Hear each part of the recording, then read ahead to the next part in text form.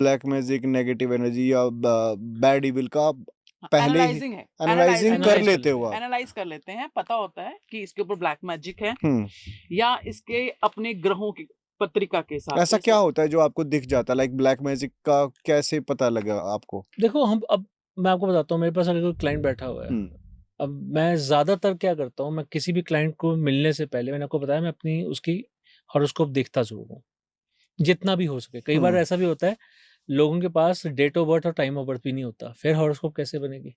उसके लिए भी इलाज होता है, प्रश्न कुंडली बन जाती है, अच्छा, ओके। ठीक है? तो प्रश्न कुंडली से हमें सवाल समझ में आ गया और उसी के हिसाब से हम उनकी कुंडली बना के उनकी सारी चीज़ें समझ आते हैं, हम्म, ठीक है? तो वो बनती तब है जब हम उनसे कॉन्टैक्ट में आते हैं बस। जैसे कोई मेरे सेंटर पे आया, तो जिस टाइम उसने बेल की ना, मुझे एग्ज़ैक्ट वही टाइम की कुंडली बनानी है। उस हिसाब से मैं बना लेता हूँ और उसके हिसाब से उसका क्वेश्चन भी समझ में आ जाता है और उसकी लाइफ़ में क्या चल रहा है वो सब समझ में आ जाता है। फिर आपने कहा कि ब्लैक मैजिक का हमें कैसे आइडेंटिफाई करते हैं। अगर हमने एस्ट्रोलॉजिकली चार्ट देखो क्या होता है कि कई बार लोग सिर्फ अपॉइंटमेंट के लिए आते हैं, अपनी प्रॉब्लम नहीं बताते। वो डिपेंड करता है कि हमें अब उसको क्या ट्रीटमेंट देना है। हम्म, मैंने एस्ट्रोलॉजिकल चार्ट खोला, हम्म, उससे एस्ट्रोलॉजी चार्ट देखने के लिए आपको उसका time of place, time of birth और हाँ, बस main date of birth, time of हाँ, बर्थ हाँ, और प्लेस ऑफ बर्थ चाहिए। हाँ, date of birth, time of birth और प्लेस ऑफ बर्थ चाहिए होता है।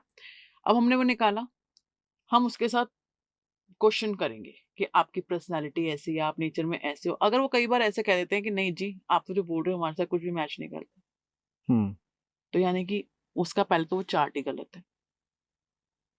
ट्रू, चार्ट ही गलत है, क्योंकि जो आपने डिटेल्स दी वो आपका कहीं पे, क्योंकि आपकी लाइफ के इवेंट तो मैच होंगे ना आपके साथ, करेक्ट। ठीक है? अगर मैं आपको बोल रही हूँ कि आपकी तो इस एज में मैरिज हो जानी चाहिए थी, हम्म, आपकी इतनी अच्छी नौकरी होनी चाहिए थी, तो उसने कहा कि नहीं जी, मेरे ये आपके पास्ट इवेंट्स है जो हम आपसे क्वेश्चन पूछ रहे हैं। अगर उसमें से कुछ मैच नहीं हुआ, तो फिर हम उसको आस-पास टाइम लेके उसकी एनालाइज़िंग करते हैं। जब एनालाइज़िंग करके उस व्यक्ति के इवेंट मैच करते हैं पास्ट के, कि हाँ, ये समझ आ गया कि अब यही चार्ट इस व्यक्ति का है।